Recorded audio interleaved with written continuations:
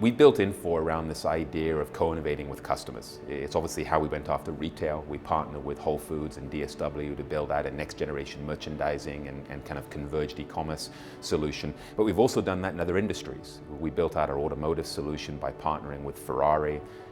We've done the similar thing in aerospace and defense. And so we're always looking for customers in different industries where we see an industry that's in need of a next generation solution, and they're served by tired, 20, 30-year-old ERP solutions that were built to encode best practices from 25 years ago. Well, the world has changed. We love to find partners and customers that want to co-innovate around rethinking the way an industry solution should be built. But then there's also different product areas that we find interesting. So we're doing a ton of innovation right now in anything related to science or artificial intelligence and bots.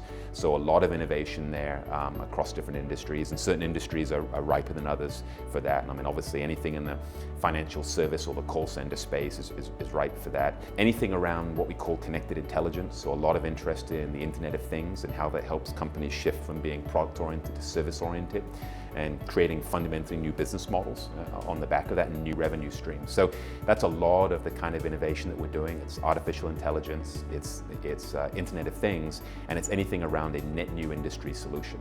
Retail's in an interesting shift, right? We've gone kind of from the mainframe to the PC area to the mobile area, and now we're transitioning into what we call connected platforms, or the age of connected intelligence. So you end up in retail growing in, and a lot of the products that you'll end up buying will actually be connected to something intelligence that allows the company you bought it from to provide service or do predictive analytics or connect as part of an ecosystem like Alexa or Google Home. They will all ship almost with like a bot or an AI type interface. And people talk a lot now about conversational commerce, this idea that I can do commerce through a bot and I have an AI assistant actually helping improve and provide advice for my shopping experience.